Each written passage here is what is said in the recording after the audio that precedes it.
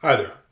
Welcome to a series of videos called English for Emerson. On this channel we learn some basic English reading and writing, and lately we've been doing folk sayings. I'm going to put it up right up here, folk sayings. These are sayings from the past that have a lot of wisdom in them about life. And these people who lived a long time ago, they didn't have phones and computers and cars and refrigerators and TVs.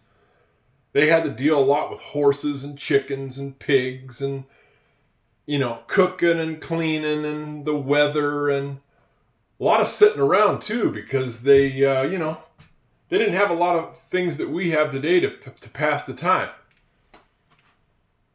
Well, they came up with a lot of sayings that had a lot of wisdom in them that we can benefit from today, even though most of us don't deal with horses and, all the work that they had to do to survive. But we still use their phrases today because, let's face it, we stand on the shoulders of giants, our ancestors. We need to benefit from their experience and their wisdom. And the way that we do that is by listening to the language. I got a story for you today. Maybe a year ago. Yeah, it was a year ago. I bought a van. I have a nice car, but I wanted a work van. I was thinking maybe I'd go back into construction. So I got this van. It was a good price. It only had 100,000 miles on it, which is not very much for a van that was over 20 years old. It would probably going to run for at least another 50,000 miles, I figured, before it had problems. It had good tires. I had it checked out by a mechanic, and I decided to buy this thing. Well, it did need new brakes. And it needed a few other things too that were wrong with it. But in general, it was in decent shape. And so I got this van fixed up and I drove it across the country from Oregon all the way across the country, 3,000 miles to Florida. Well, when I had gone about 2,000 miles, I had a problem. And I wasn't happy about it either. One of the spark plugs, which is on the top of the engine, blew out of the top of the engine. And I was in this little town in Missouri, and which is a state in the Midwest. It's 2,000 miles from Oregon. And these guys did a repair on it. They got it back to the point where they got the spark plug back in the engine, and I was able to get going again. And the van also had some other problems. And by the time I got to Florida, I was just barely limping along. And I took it to a mechanic in the town where I was at in Florida. And he said, well, this van is actually, it runs okay, he said, but the problem with this van is that it has this bad engine. He said this particular year, I think it was a 2001. 2001. He said this particular year engine is a bad engine. He said the spark plugs where they screw into the top of the engine, which is called the head. There's two parts to an engine. One part's called the block, that's the bottom, and then the head bolts down onto the block. He said the head on this particular year engine is not good. He said there's nothing you can do about it. All of them are defective. Well, I had not done my research. It was my fault because I could have looked up before I bought this van and read on the phone or on the computer and found out that this particular year was a bad year for engines. I didn't. It was my fault. I should have researched it, but I did not. And he said, this year is a bad year for these engines. They have a bad head that sits on top of the engine. He said to me, I think that you're beating a dead horse. That's what he said to me. I'm going to put it right up here. He said, I think you're beating a dead horse. What does that mean? Well, it's a saying from the old times. I used to have a horse when I was a kid. His name was Red. Great horse. Great, fun horse. We had a lot of adventures and a lot of fun. But the thing about Red was he was a little bit of a lazy horse. He was not really full of energy. He was a little bit on the lazy side. And when we got onto a trail that was just flat and boring, he would get bored. And he'd start to go slower and slower and slower.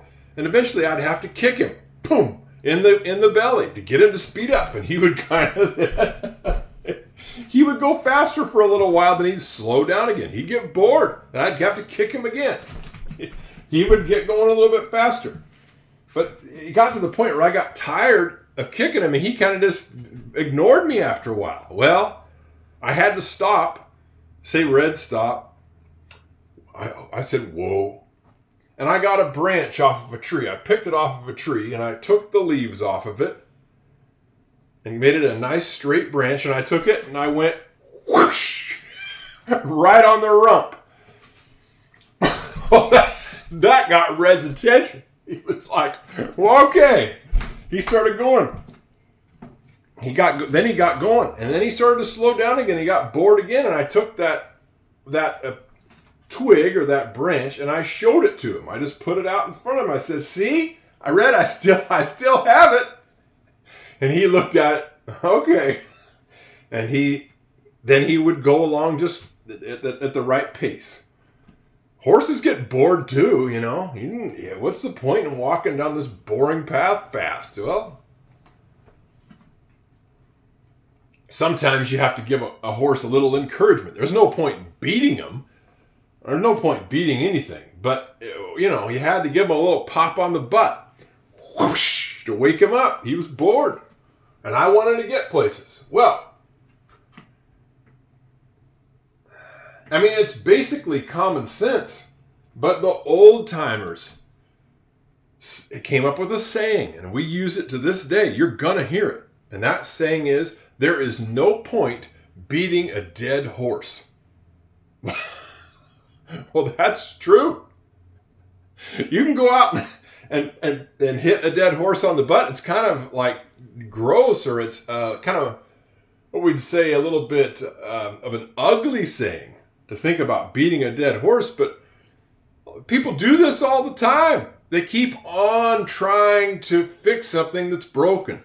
And that's what the mechanic said to me about my van. He said, listen, I think you're beating a dead horse. He says, if this van were my van, I would accept the fact that it has a bad engine, and I would just get rid of it and let somebody else deal with it. Take it to an auction yard or one of those places that buys cars and gives cash for cars, and just get rid of it. He said, eventually this van is just going to break down, and you're going to have to replace the whole head of the engine. He says, that's very expensive. It's not, and it's old. It's not going to be worth it.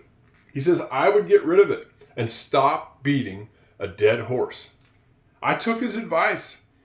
I took it to a for sale lot that gave cash for cars and got rid of it.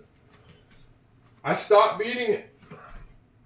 I guess wasn't ever really beating the van, but I stopped trying to fix it. I stopped trying to get more out of it. I just gave up. That's what the old folks said. They said, there is no point beating a dead horse. That's an ugly T right there. Ugly T. We start this with the word there. That is T-H-E-R-E. That is not very. This is a silent E. We talk about it in every lesson. How do we know that E is silent? Because there's another vowel in the word before it. The E at the end of the word is always silent if there's another vowel in the word before it. Okay. There is no point.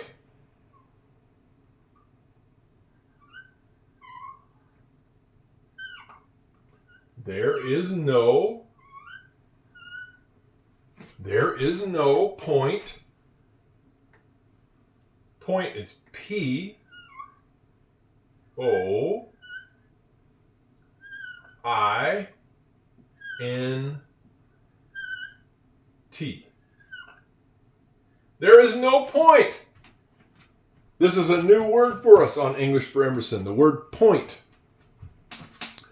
When you have a O-I, that combination of vowels in that order, O-I, a lot of times this will make the sound oi.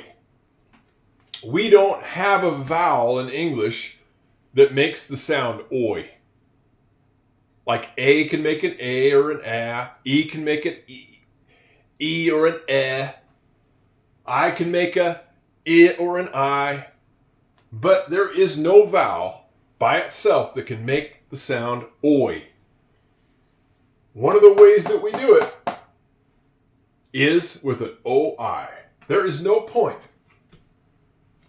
Or we might even say it's pointless. Another way of saying this would be to say there's no reason. There's no reason to beat a dead horse. You can say it either way. There is no point beating. Beating is B-E-A-T. Just like the beat of a drum. Just like the beat of a drum. E-A makes the E sound. We're going to add an I-N-G. Beating.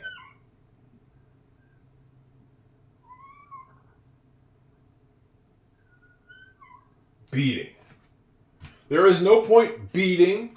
Take a notice that there's two letters that hang down below the bottom line. The P and the G. Everything else so far stops at the bottom line. There is no point beating a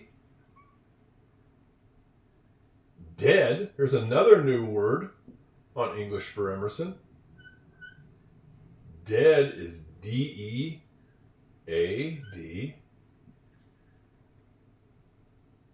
Look how confusing English is. It's one of the most confusing languages there is. I have an EA here in the word beat.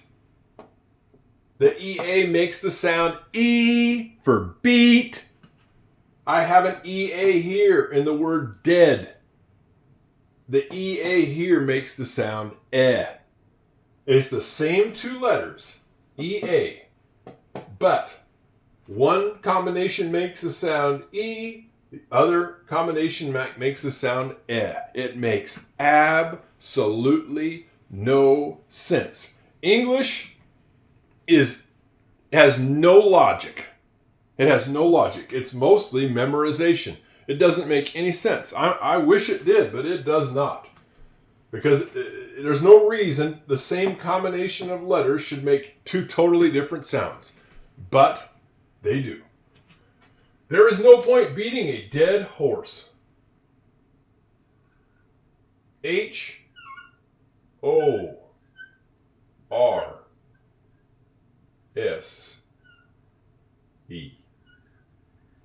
Not a very good E. I kind of got out of my line there. Oh well. Free channel. There's no point beating a dead horse. Now, I don't mean to beat a dead horse here, but I'm going to go ahead and do it anyway. This is not horsey. This is a silent E because there's another vowel. O is a vowel. It's in that word before the E. Therefore, the E at the end of the word will be silent. It is horse, not horsey. There you go. That is some old-time folk wisdom right there that just makes common sense, but you're going to hear this. Let's say you have an old car that you drive until it has, 200,000 or 300,000 miles on it. And yet it has a breakdown. And you take it to the mechanic. The mechanic might look at this car and say, this thing, the transmission on this car is dead. He said, do you really want to beat a dead horse? Or just let this thing go to the junkyard. They'll probably give you $200 for it and just be done with it. There's no point putting another $5,000, $2,000, $3,000, $4,000 into this old car. You're beating a dead horse. There's no point. Classic wisdom from the old people. When something's just done, you can keep on trying to get it to keep going. But it's probably not worth it. It's probably best to move on. Now, if it's a brand new car and it gets a flat tire, Of course you repair it, for crying out loud. You don't take that brand new car to the junkyard because you got a flat tire. That's different.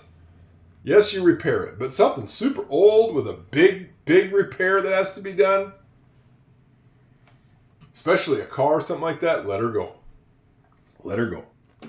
Okay, that's everything for English for Emerson for the day. We'll see you next time. Great saying from the old times. Bye-bye.